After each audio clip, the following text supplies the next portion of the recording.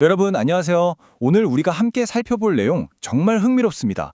지금 대한민국은 그야말로 역대급 호황과 그 이면에 치열한 줄다리기가 동시에 벌어지는 아주 다이나믹한 2026년을 통과하고 있거든요.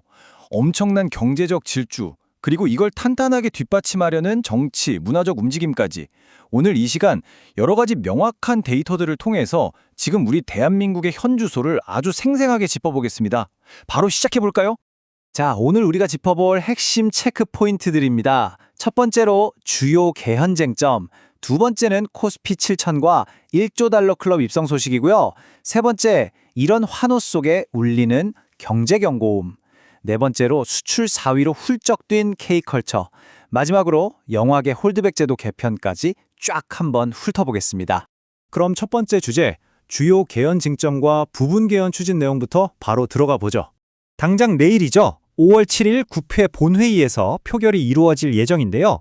이번 개헌안의 핵심은 전면 개편이라는 큰 부담을 피하고 1987년 현행 헌법 체제를 아주 실용적으로 또 단계적으로 수정하겠다는 겁니다. 구체적으로 보면 5.18 민주화 운동과 부마 민주항쟁 정신을 헌법 전문에 수록하고요. 불법 계엄 선포 요건을 확 강화하면서 반대로 국회의 계엄 해제 요구권은 더 넓히는 내용이 들어갔습니다. 여기에 지방자치 권한을 강화하는 내용도 포함되어 있죠. 이에 대해 행정부 입장은 아주 확고합니다. 이재명 대통령의 발언을 직접 한번 보실까요? 불법 계엄을 못하게 하는 것에 반대할 국민은 없으며 반대한다면 옹호론자로 봐야 한다고 강하게 강조했습니다. 즉, 이번 개헌안이 단순히 법을 고치는 걸 넘어서 민주주의를 지키는 아주 확실한 안전장치라는 게 정부 측의 핵심적인 논리인 거죠. 그런데 여기서 우리가 현실적으로 따져봐야 할 게 바로 표결 수학입니다. 개헌안이 통과되려면 엄격하게 국회 제적의원의 3분의 2, 그러니까 191표가 무조건 필요하거든요. 이 말은 곧 현재 당론으로 반대 입장을 보이고 있는 야당, 국민의힘 쪽에서 최소 12명의 이탈표, 즉 찬성표가 나와줘야만 가결될 수 있다는 뜻입니다. 과연 내일 결과가 어떻게 나올지 전국에 아주 중요한 분수령이 될 것 같네요. 자, 분위기를 좀 바꿔서 두 번째 주제로 넘어가 볼까요? 코스피 7천과 1조 달러, 역사적인 시장 이정표입니다. 화면에 보이는 이 숫자 정말 믿겨지시나요? 7,384.56. 와, 코스피가 꿈의 고지라고 불렸던 7천선을 단숨에 뚫어버렸습니다. 단 하루 만에 무려 6.45%가 수직 상승했는데요. 이건 한국 증시 역사상 그야말로 폭발적이고 전례 없는 랠리라고 볼 수 있죠. 그리고 이 숫자도 정말 입이 떡 벌어집니다. 시가총액 1조 달러, 우리 돈으로 약 1,555조 원인데요. 삼성전자가 대만 TSMC에 이어서 아시아 기업으로는 두 번째로 이 어마어마한 트릴리언 클럽에 공식적으로 이름을 올렸습니다. 워런 버핏의 버크셔 해소웨이는 물론이고 월마트까지 제치고 글로벌 시총 11위로 컹충 뛰어오른 겁니다. 정말 대단하죠? 아니 대체 무엇이 이런 엄청난 불장을 이끌었을까요? 보시다시피 유가증권 시장에서 외국인 투자자들이 무려 3조 1,300억 원어치를 쓸어 담았습니다.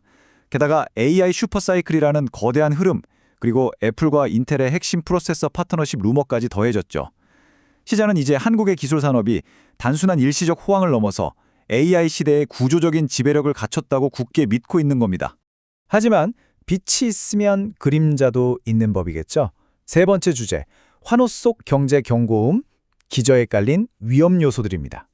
시장의 뜨거운 환호성 바로 이면을 들여다보면 우리 경제의 계기판 곳곳에서 빨간 경고등이 매섭게 깜빡이고 있습니다.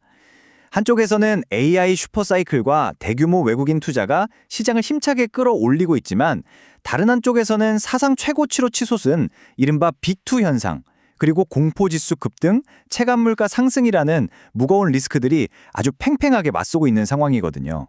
구체적인 수치들을 보면 좀 더 와닿으실 겁니다. 빚을 내서 주식을 사는 신용융자 잔고가 무려 35조 8천억 원, 역대 최고치입니다.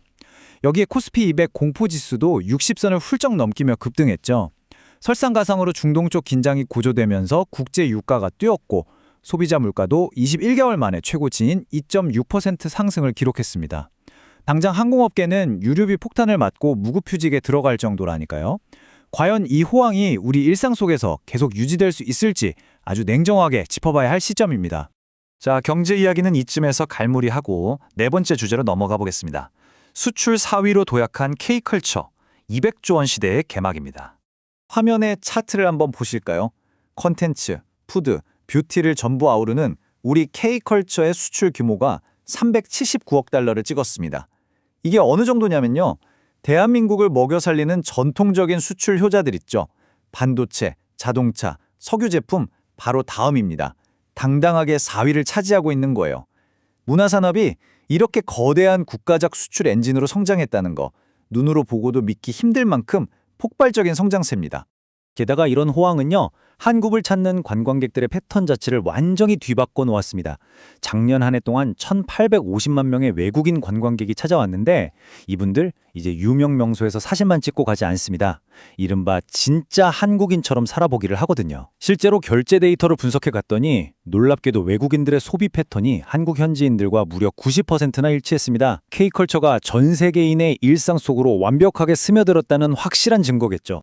이제 마지막 5번째 주제입니다. 영화계 홀드백 제도 개편.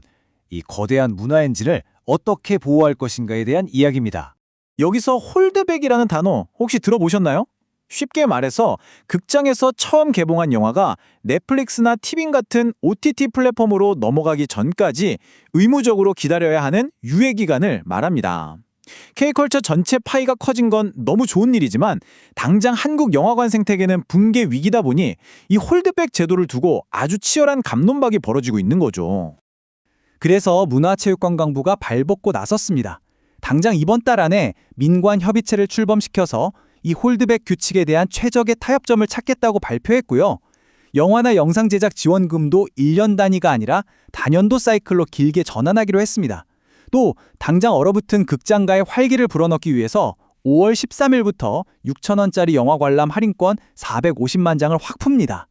관객들을 다시 극장으로 불러 모아서 생태계를 살려보겠다는 강력한 조치들이죠. 자, 오늘 이렇게 대한민국이 누리고 있는 전례 없는 주식시장과 문화 수출의 대호황, 그리고 동시에 이를 지켜내기 위해 고군분투하는 헌법적, 경제력 안전장치들까지 함께 살펴봤습니다. 여러분은 어떻게 들으셨나요? 팽창하는 호황과 이를 통제하려는 균형의 힘겨루기. 과연 이런 거대한 변화들이 앞으로 우리나라의 미래, 더 나아가 여러분의 일상을 어떻게 다시 정의하게 될까요? 이 흥미진진한 흐름, 앞으로도 관심 있게 지켜보시길 바라면서 오늘 시간 마무리하겠습니다. 끝까지 함께해 주셔서 감사합니다.